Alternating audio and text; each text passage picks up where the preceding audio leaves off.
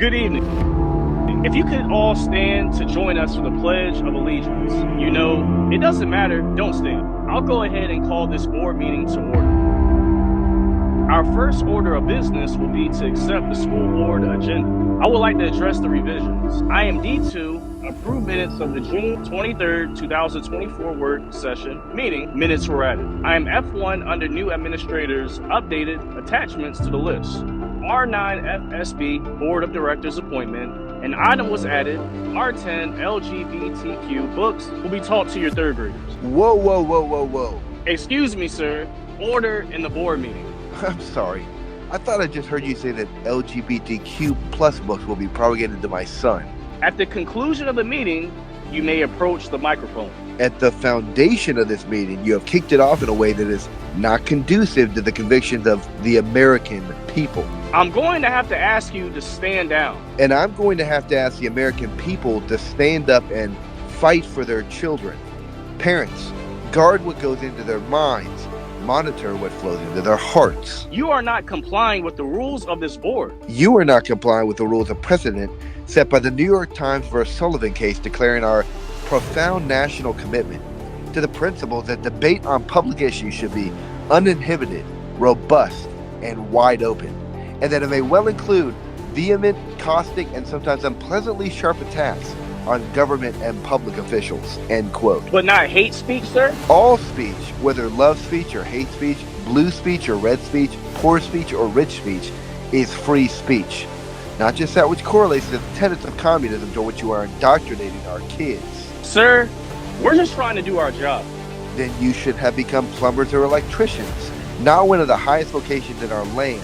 But if anyone causes one of these little ones, those who believe in me, to stumble, it would be better for him to have a large millstone hung around his neck and be drowned in the depths of the sea. I didn't catch your name. Chase Parrish. Well, Mr. Parrish, this kind of language is unacceptable here. I think I had made that very, very clear. You're correct that the Bible has been called unacceptable in public schools, for instance, a Utah primary district, for vulgarity and violence. Yet the Bible asserts we cannot but speak of what we have seen and heard. You stop right there. You are not permitted to drill your worldview into our children by sharing your subjective experiences about your own points of view. Yet you're permitted to collectivize my son into your critical theory cult while I have to sit here and take it as you fill the school library with verbal pornography and your cafeterias with offensive music? We will conduct the affairs of our programs, not you. Like Spain's socialist minister of education, who said that children do not belong to their parents. Security, can you please get this man out of here? You know what? Just wait 1 minute. I would actually like to hear what Chase has to say. Sir, approach the microphone, state your case, and this better be interesting. Thank you. I am representative of the largest faith community in the United States of America, representing 140 million Protestant evangelicals and, more widely, 210 million of those who identify not as an alternative gender, nor as a cat or a dog, but as Christians. Yet our schools do not any longer represent us. But we the people are waking up, recognizing that our ability to consent to what you bring to the table was never a privilege granted to us by you, nor a right allotted to us by our government, but an obligation offered to us by God.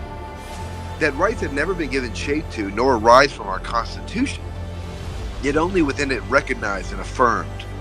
That in fact its documents served only to fit into and buttress up, without offense to, that which should have been explicitly, perpetually, and universally expressed beyond all governmental systems, across all time, along all places, according to humanity's inerrant and inalienable rights, as the Apostle Paul expressed his rights, proclaiming the gospel within totalitarian occupied regimes and dictatorial centralized regions, disregarding authoritarian punishment.